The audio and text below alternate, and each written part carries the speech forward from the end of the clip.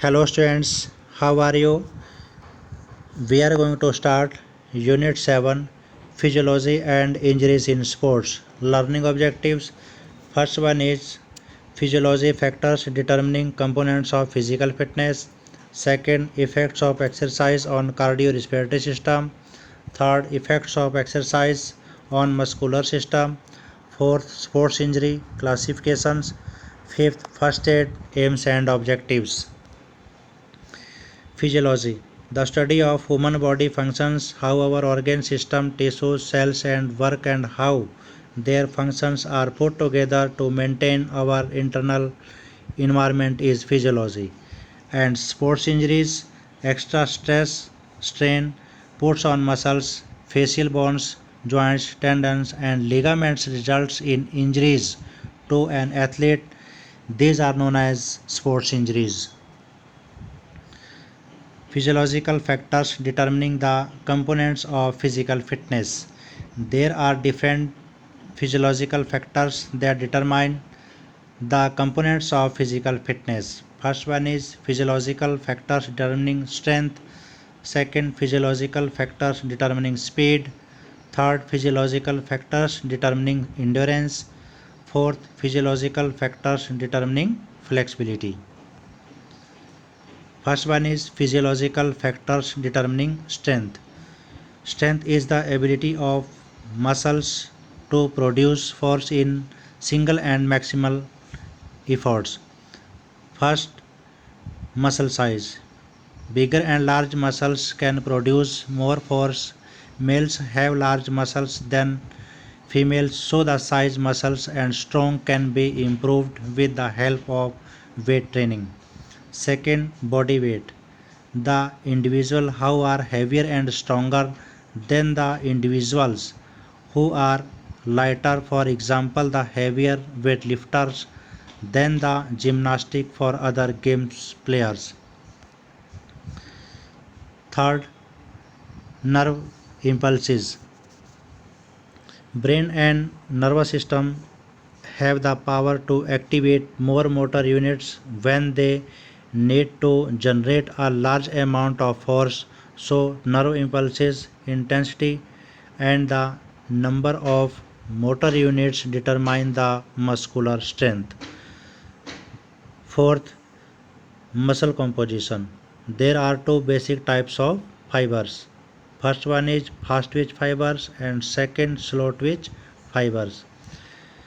Fast twitch muscle fibers lead to increase in muscle size, the strength with greater explosive power. Slow twitch fibers are not capable of contracting. Second, physiological factors determining speed. Speed is the ability of the body to perform similar movements and faster rate.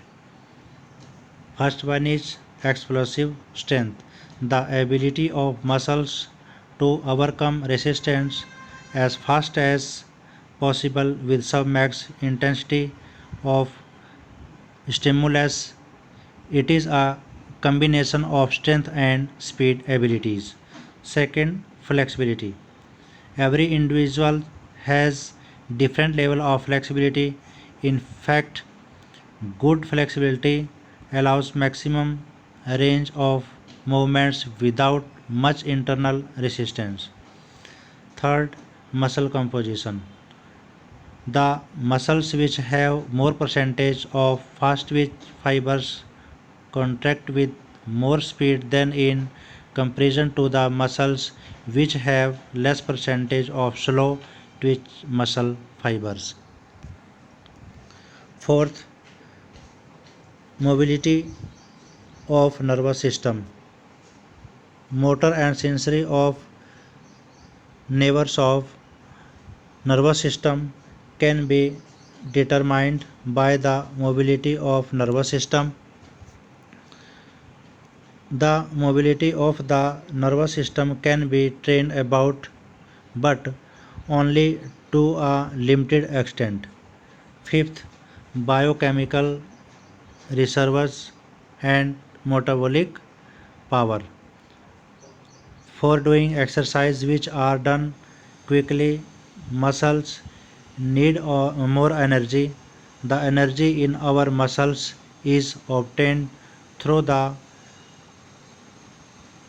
presence of phosphogens, adenosine triphosphate, phosphagen, ATP, and creatine phosphate CP. The percentage of power and quantity in ATP and CP can be increased through training.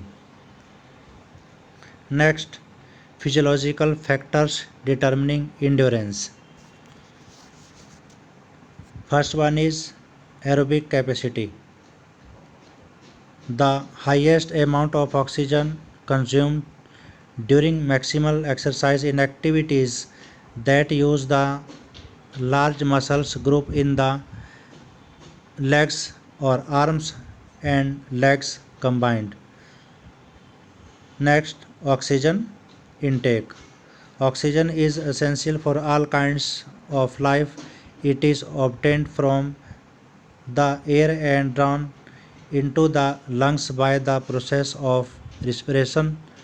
It is the amount of oxygen consumed by the tissues of the body.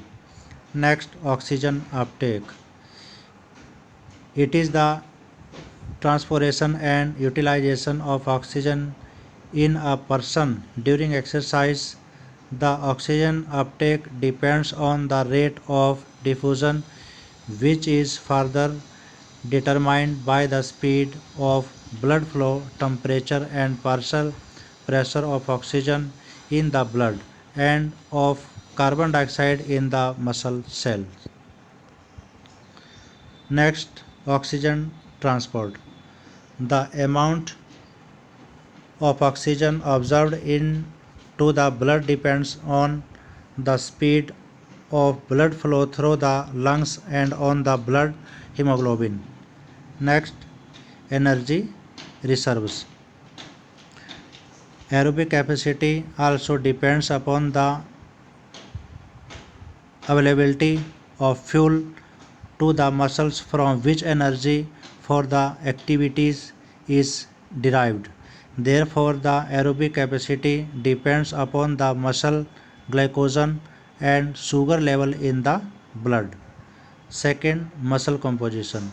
There are two types of muscle fibers: slow twitch fibers and fast twitch fibers. The sprinters always have more fast twitch fibers and endurance runners have more of slow twitch fibers. Third, movement economy. The economical movements are significant for endurance performance. A good technique in endurance sports can be save energy. For example, running and swimming, 50 to 30% of the energy can be saved if the movements are correct. Fourth, lactic acid tolerance. The lactic acid tolerance is important for activities that last for about 40 seconds or more. The lactic acid tolerance capacity can be improved through training. Okay, thanks to all.